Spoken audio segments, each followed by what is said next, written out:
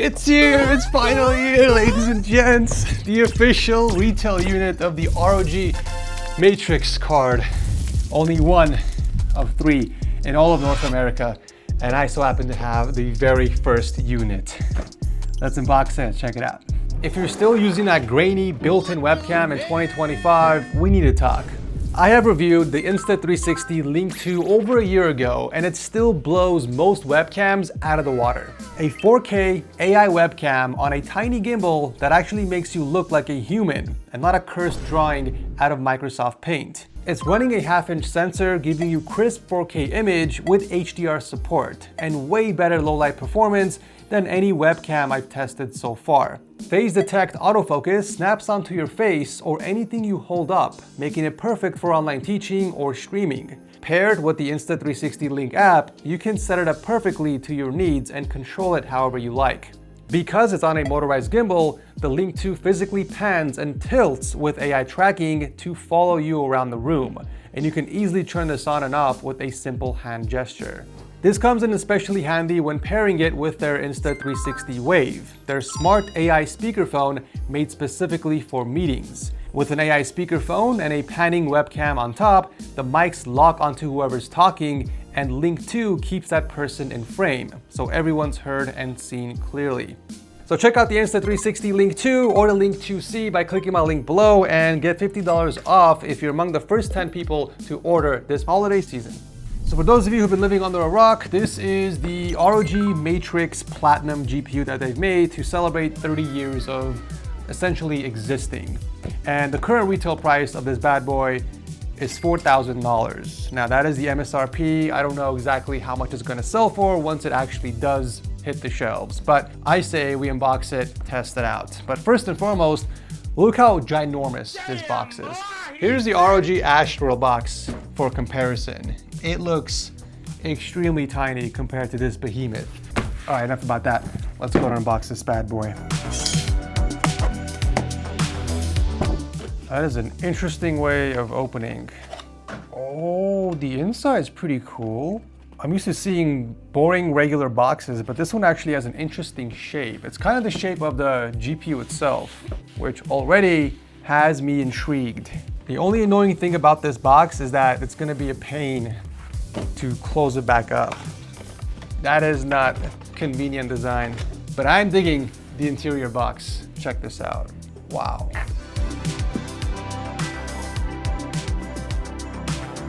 So it looks like the box is closed off with this strap over here, and it seems to be magnetic. So one over here, one here. Oh, that's fancy, okay. Oh man, what a beauty. I've held this card already at TwitchCon. ASUS invited me over to be the first person to check it out in person. So I know what it looks like and I know how heavy it is. It's around 10 pounds, if not more. Oh, but it's always nice to see it freshly unboxed. Thing of beauty.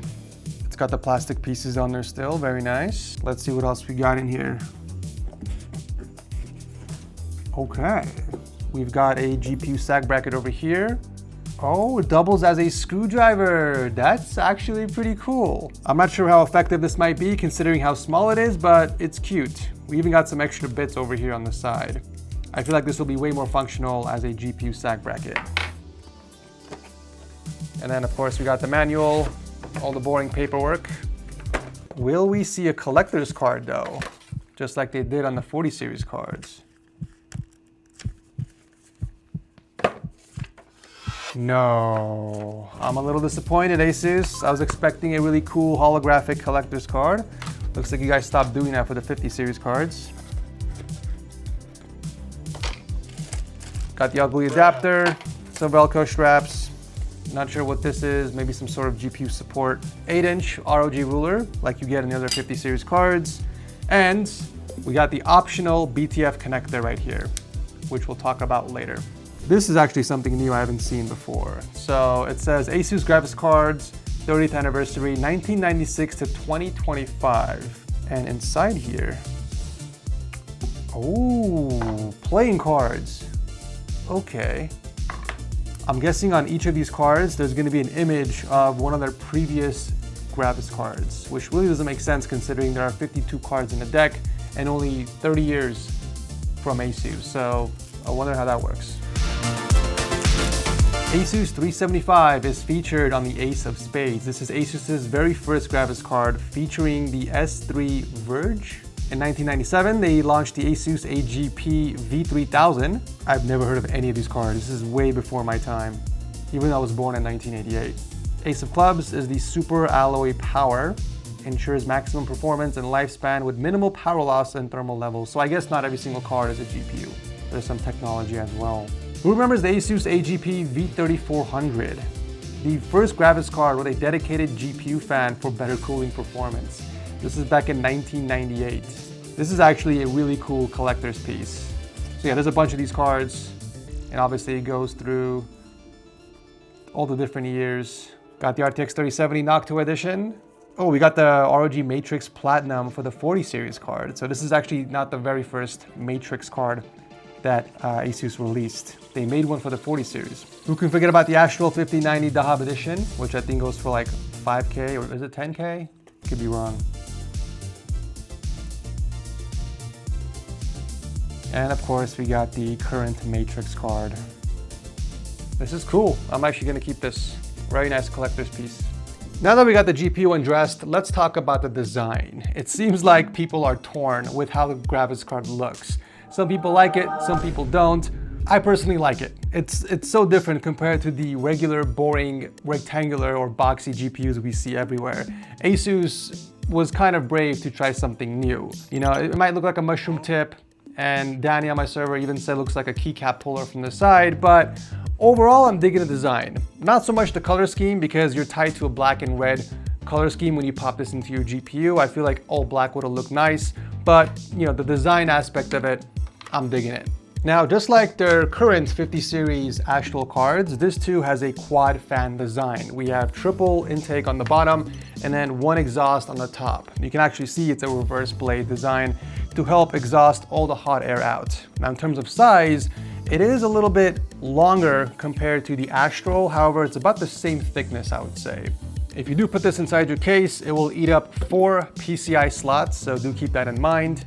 And it will require a 600 watt 12VH power cable to power on the card, although it does have a max power limit of 800 watts, which is really nice if you want to squeeze out additional performance out of the Matrix card. Now, in terms of connectivity, just like the Astral series, you do get an extra HDMI port in the back, which is awesome if you're running 5 displays, or if you're running 4 displays and a smaller display like a portable monitor, or even the Xenon display from Corsair.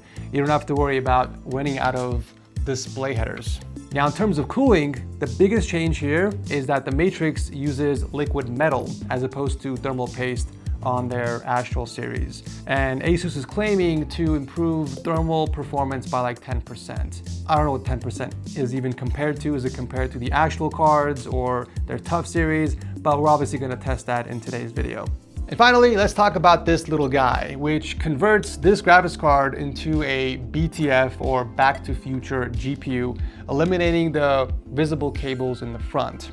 Now, if you guys remember, on their previous 40 series card, specifically the 4090 Strix, you had the option of buying that card either the Advanced BTF edition or the non-BTF edition. The Advanced BTF edition came with this little connector already attached on the GPU, supplying 600 watts of power through the motherboard. But the biggest downside to that was you had to have an Advanced BTF ASUS motherboard in order to use that card. And those motherboards were pretty expensive. Well, now ASUS is giving you the option to use the connector or not.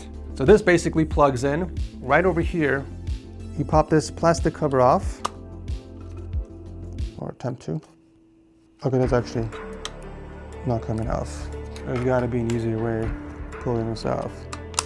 I don't want to use a knife, but it seems like the knife is the only option here. It's wedged in here quite tight. Wow, okay. Wow, it's actually scraping the plastic piece. Come on, ASUS, there has to be a better way. That is very dangerous. I think I might have scraped the PCB. I do not recommend peeling this off with a knife. but yeah, this is supposed to come off. And then you grab this little guy, make sure to match the connector sizes. Little one on the right, big one on the left, and then you slide it in. Bam. And assuming you didn't damage your $4,000 GPU by doing that, you gently grab your GPU and you jam it into the top PCI slot of your advanced BTF ASUS motherboard. Okay, let's pop this inside of a PC.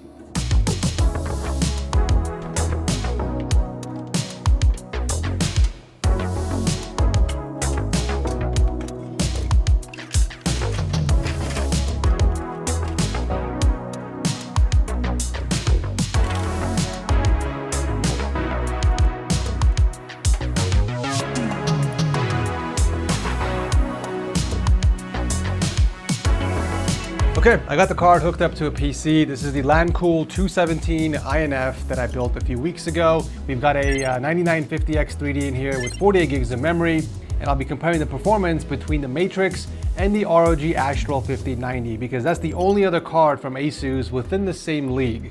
Let's start off with the sound test on full load.